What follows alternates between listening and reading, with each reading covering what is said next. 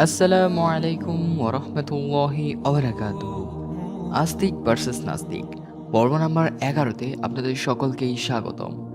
আজকে আমরা পড়ছি প্যারাডক্সিক্যাল সাজিদ বইয়ের অধ্যায় নাম্বার 11, আল কোরআন কি মানবরচিত? এই বিষয়টি নিয়ে আজকে আলোচনা করা হবে। আশা করি এই আলোচনাটি দেখার পরে আপনাদের সকল প্রকার কনফিউশন দূর হয়ে যাবে। তো চলুন ভিডিওটি শুরু করা যাক।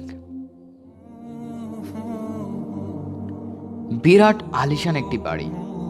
মোগল আমলের সম্রাটেরা যেরকম বাড়ি বানাতো অনেকটাই সেরকম।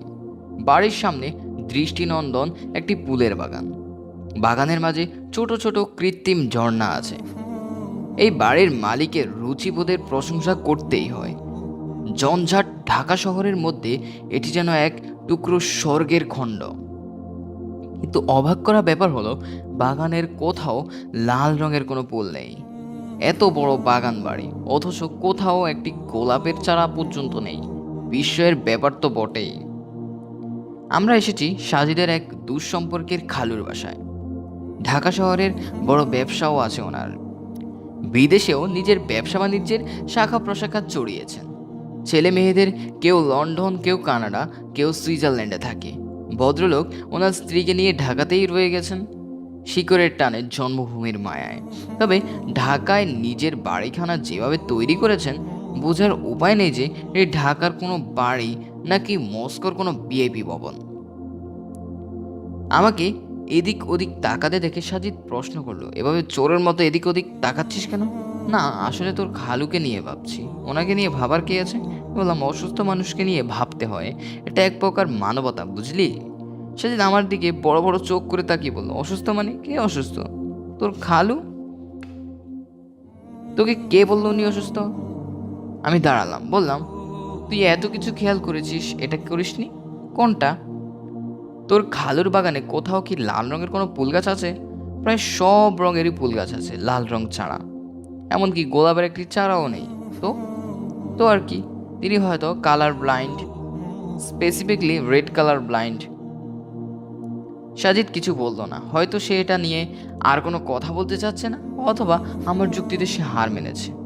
সাজিদ কলিং বেল বাজালো। ঘরের দরজা খুলে দিল একটি 13-14 বছর বয়সী ছেলে, সম্ভবত কাজের ছেলে। আমরা ভেতরে ঢুকলাম। ছেলেটি বলল, আপনারা এখানে বসুন, আমি কাকাকে ডেকে দিচ্ছি। ছেলেটা একদম শুদ্ধ বাংলায় কথা বলছে। বাড়ির মালিককে স্যার বা মালিক না বলে কাকা বলছে। সম্ভবত ওনার কোনো গরিব আত্মীয়ের ছেলে হবে, যাদের খুব টাকা পয়সা হয়। তারা গ্রাম থেকেই গরিব আত্মীয়দের বাসার কাজে চাকরি দিয়ে দয়া করে। ছেলেটা ভদ্রলোককে ঢাকার জন্য সিঁড়ি বেয়ে উপরে উঠে গেল। ঘরের ভেতরটা আরও চমৎকার। নানান ধরনের দামি দামি মার্বেল পাথর দিয়ে দেওয়াল সাজানো। দোতলায় কোনো এক রুম থেকে রবীন্দ্রনাথের গানের সুর ভেসে আসছে। যদি তোর ডাক শুনে কেউ না আসে, তবে একলা চলো রে। আমি সাজিদকে বললাম, কি রে, তোর এরকম মোগলাই স্টাইলের একটা খালু আছে, কোনোদিন বললি না যে? সাজিদ রসকসহীন চেহারায় বলল, মোগলাই স্টাইলের খালু তো, তাই বলা হয়নি। তোর খালুর নাম কি? এম আলী। ভদ্রলোকের নামটা ওনার বাড়ির মতোই গম্ভীর্যপূর্ণ। আমি জিজ্ঞেস করলাম, এম আলী মানে কি? সাজিদ আমার দিকে তাকালো, বলল, মোহাম্মদ মোহাব্বত আলী। ভদ্রলোকের বাড়ি আর ঐশ্বর্যের সাথে নামটা একদম যাচ্ছে না, এজন্য হয়তো মোহাম্মদ মোহাব্বত আলী নামটাকে শর্টকাট করে এম আলী করে দিয়েছেন। ভদ্রলোক আমাদের সামনে সোফায় পায়ের উপর পা তুলে বসেছেন। মধ্যবয়স্ক মানুষ, চেহারায় বার্ধক্যের কোনো চাপ নেই। চুল পেকেছে, তবে কলপ করায় তা ভালো মতে বোঝা যাচ্ছে না। তিনি বললেন, তোমাদের মধ্যে সাজিদ কে? আমি লোকটার প্রশ্ন শুনে অবাক হলাম। সাজিদের খালু, অথচ সাজিদকে চেনে না, এটা কি রকম কথা? সাজিদ বলল, জি আমি। লোকটা বলল, আই গেসড দ্যাট। আরও বলল, তোমার কথা বেশ শুনেছি, তাই তোমার সাথে আলাপ করার ইচ্ছে জাগলো। আমরা কেউই কিছু বুঝলাম না, চুপ করে আছি। লোকটা আবার বলল, প্রথমে আমার সম্পর্কে কিছু দরকারি কথা বলে নি। আমার পরিচয় তো তুমি জানো সাজিদ। যেটা জানো না সেটা বলি। বিশ্ববিদ্যালয়ের জীবন থেকে আমি একজন অবিশ্বাসী, খাঁটি বাংলায় নাস্তিক। রুবায়েত আজাদকে তো ছিল, তাই না? আমরা একই বেঁচে ছিলাম। আমি নাস্তিক হলেও আমার ছেলেমেয়েরা কেউই নাস্তিক নয়। যা হোক, এটা নিয়ে আমার মাথা ব্যথা নেই। আমি ব্যক্তি স্বাধীনতায় বিশ্বাসী। সাজিদ বলল, খালু, আমি এসব জানি। লোকটা অবাক হওয়ার ভান করে বলল, জানো? ভেরি গুড, ক্লেভার বয়। খালু, আমাকে ডেকে পাঠিয়েছেন কেন তা বলুন। ওয়েট, তাড়াহুড়া কিসের? লোকটা বলল। এর মধ্যেই কাজের ছেলেটা ট্রেতে করে চা নিয়ে এলো।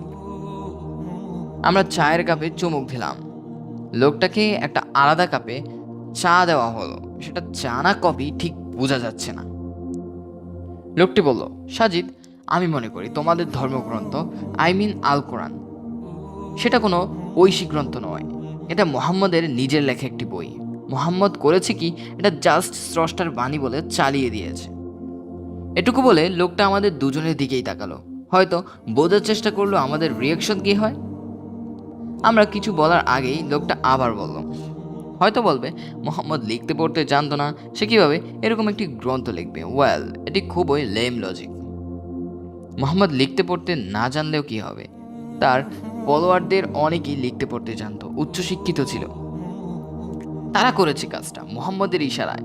সাজিদ তার কাপে শেষ চুমুক দিল, তখনও সে চুপচাপ। লোকটা বলল, কিছু মনে না করলে আমি কি একটি সিগারেট ধরাতে পারি? অবশ্যই, কাজটি ঠিক হবে না জানি।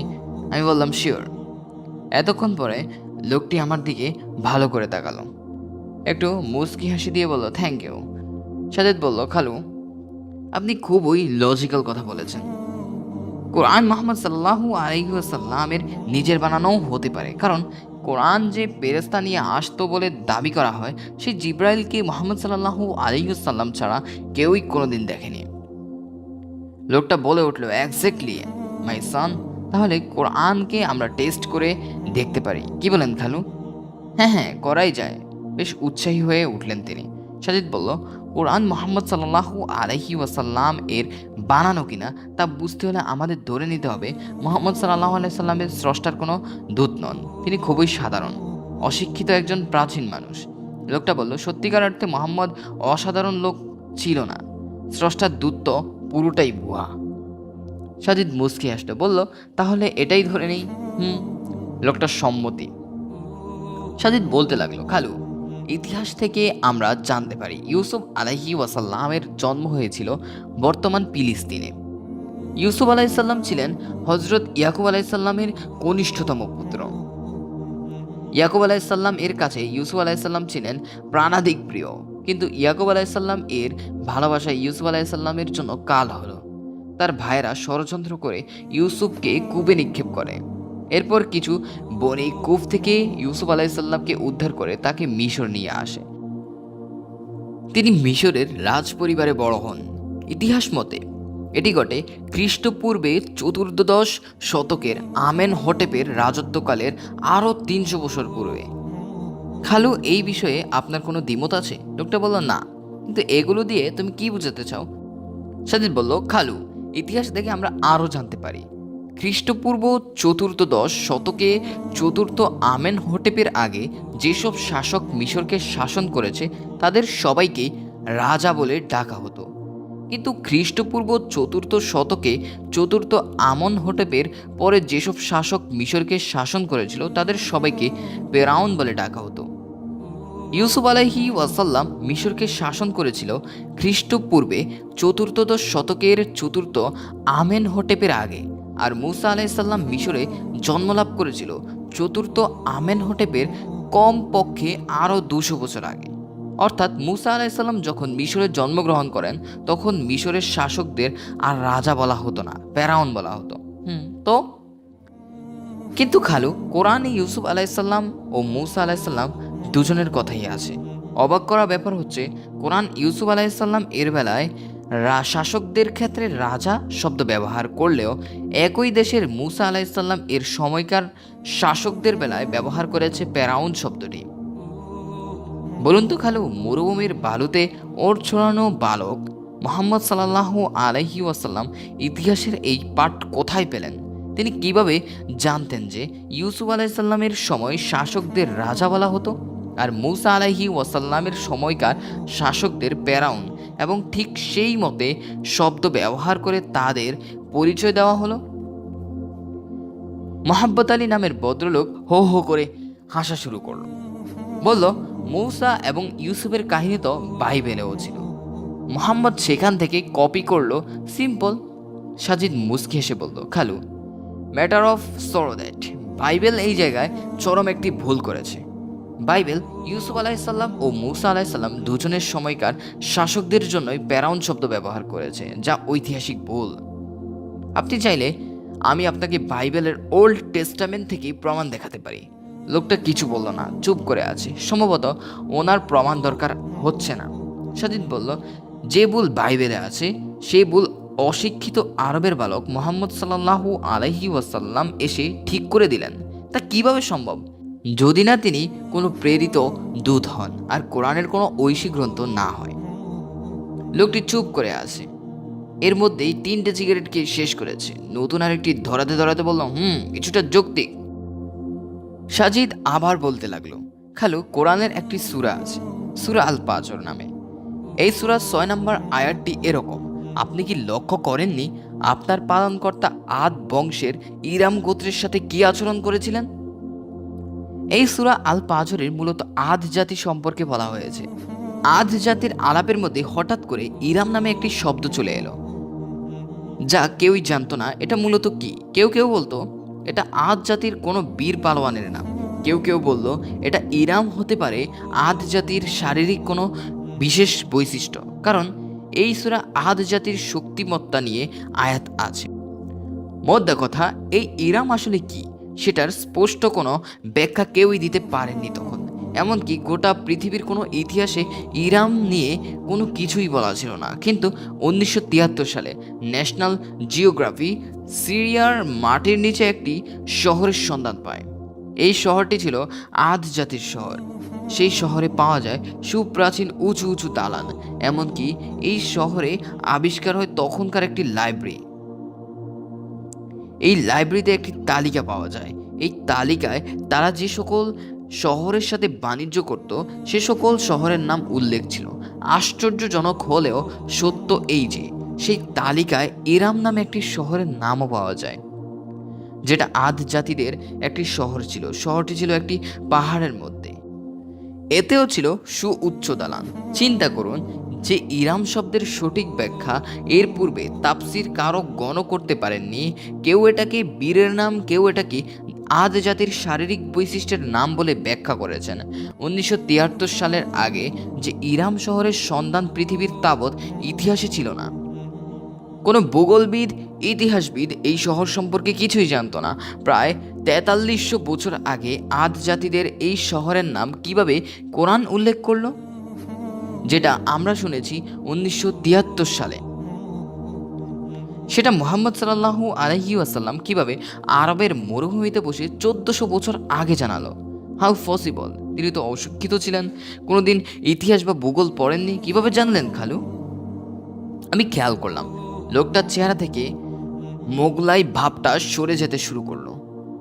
পুত্রতুল্য ছেলের থেকে তিনি এতটা শক খাবেন হয়তো আশা করেননি।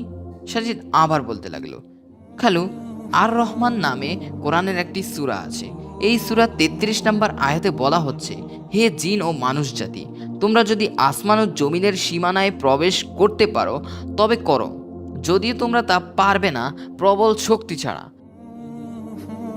মজার ব্যাপার হলো এই আয়াতটি মহাকাশ ভ্রমণ নিয়ে। চিন্তা করুন, আজ থেকে 1400 বছর আগে আরবের লোক যাদের কাছে যানবাহন বলতে ছিল না ওট আর গাদা ছাড়া অন্য কিছু, ঠিক সেই সময়ে বসে মুহাম্মদ সাল্লাল্লাহু আলাইহি ওয়াসাল্লাম মহাকাশ ভ্রমণ নিয়ে কথা বলেছেন। ভাবা যায়? যাই হোক, আয়াতটিতে বলা হলো, যদি পারো আসমান ও জমিনের সীমানায় প্রবেশ করতে তবে করো। এটি একটি কন্ডিশনাল শর্তবাচক বাক্য। এই বাক্য শর্ত দেওয়ার জন্য ইফ, যদি ব্যবহার করা হয়েছে। খালু, আপনি যদি অ্যারাবিক ডিকশনারি দেখেন তাহলে দেখবেন আরবিতে যদি শব্দের জন্য দুটি শব্দ আছে, একটি হলো লাও আর একটি হলো ইন। দুটোর অর্থই যদি, কিন্তু এই দুটোর মধ্যে একটি পার্থক্য আছে। আরবিতে শর্তবাচক শব্দে লাও তখনই ব্যবহার করা হয় যখন সেই শর্ত কোনোভাবেই পূরণ সম্ভব হবে না, কিন্তু শর্তবাচক বাক্যে যদি শব্দের জন্য ইন ব্যবহার করা হয় তখন সেই শর্ত পূরণ হতেও পারে। আশ্চর্যজনক ব্যাপার, কোরআনের সূরা রহমানের 33 নম্বর আয়াতটিতে লাও ব্যবহার না করে ইন ব্যবহার করা হয়েছে। মানে কোনো একদিন জিন ও মানুষেরা মহাকাশ ভ্রমণে সফল হবে। আজকে কি মানুষ মহাকাশ জয় করেননি? মানুষ চাঁদে যায়নি, মঙ্গলে যাচ্ছে না? দেখুন, 1400 বছর আগে যখন মানুষের ধারণা ছিল একটি ষাঁড় তার দুটি শিংয়ের উপর পৃথিবীকে নিয়ে দাঁড়িয়ে আছে, ঠিক তখন কোরআন ঘোষণা দিচ্ছে মহাকাশ ভ্রমণের কথা। সাথে বলেও দিচ্ছে একদিন তা আমরা পারবো। আরবের নিরক্ষর মোহাম্মদ সাল্লাল্লাহু আলাইহি ওয়াসাল্লাম কীভাবে এই কথা বলতে পারেন? এম আলী ওরবে মোহাব্বত আলী নামের এই ভদ্রলোকের চেহারা থেকে আমি নাস্তিক, আমি একেবারে নির্বল টাইপের ভাবটা একেবারে উধাও হয়ে গেল। এখন তাকে যুদ্ধহস্ত এক ক্লান্ত সৈনিকের মতো দেখাচ্ছে। সাজিদ বলল, খালু, খুব অল্প পরিমাণে বললাম, এরকম আরও শখানেক যুক্তি দিতে পারবো যা দিয়ে প্রমাণ করে দেওয়া যায় কোরআন মুহাম্মদ সাল্লাল্লাহু আলাইহি ওয়াসাল্লামের লেখা কোনো কিতাব নয়, এটি স্রষ্টার পক্ষ থেকে আসা একটি ঐশী গ্রন্থ। যদি বলেন মুহাম্মদ সাল্লাল্লাহু আলাইহি ওয়াসাল্লাম নিজের প্রভাব বিস্তারের জন্য এই কিতাব লিখেছেন, আপনাকে বলতে হয় এই কিতাবের জন্যই মুহাম্মদ সাল্লাল্লাহু আলাইহি ওয়াসাল্লামকে বরণ করতে হয়েছিল অবর্ণনীয় কষ্ট ও যন্ত্রণা। এই কিতাবের বাণী প্রচার করতে গিয়ে তিনি স্বদেশ ছাড়া হয়েছেন, তিনি বাড়ি ছাড়া হয়েছেন, তিনি পরিবার ছাড়া হয়েছেন। তাকে বলা হয়েছিল তিনি যা প্রচার করছেন তা থেকে বিরত হলে তাকে মক্কার রাজত্ব দেওয়া হবে, তিনি তা গ্রহণ করেননি। খালু, নিজের ভালো তো পাগলেও বুঝে, মুহাম্মদ সাল্লাল্লাহু আলাইহি সাল্লাম বুঝলেন না কেন? এসব কি প্রমাণ করেন না যে কোরআন ঐশী সত্যতা? লোকটা কোনো কথাই বলছে না। সিগারেটের প্যাকেটে আর কোনো সিগারেট নেই। আমরা উঠে দাঁড়ালাম, বের হতে যাব, অমনি সাজিদ ঘাড় ঘুরিয়ে লোকটাকে বলল, খালু, একটি ছোট্ট প্রশ্ন ছিল, বলো। আপনার বাগানে লাল রঙের কোনো ফুল গাছ নেই কেন? লোকটি বলল, আমি রেড কালার ব্লাইট, লাল রং দেখি না। সাজিদ আমার দিকে বেরল, অবাক দৃষ্টিতে আমার দিকে তাকিয়ে বলল, বাবা আরিফ, ইউ আর কারেক্ট। আজকের জন্য এতটুকুই। কেমন লাগলো আজকের এই ভিডিওটি? আশা করি আপনাদের কাছে অনেক অনেক ভালো লাগবে। যদি এই ভিডিওটি একটু ভালো লাগে তাহলে প্লিজ ভিডিওটি একটা লাইক করে দিবেন এবং ভিডিওটি শেয়ার করে দিবেন, এবং আমাদের এই চ্যানেলের ভিডিওগুলি যদি আপনার পছন্দ হয়ে থাকে তাহলে আমাদের চ্যানেলে একটা সাবস্ক্রাইব করে রাখতে পারেন। আজকের জন্য এতটুকুই, দেখা হবে পরবর্তী ভিডিওতে। আল্লাহ হাফেজ।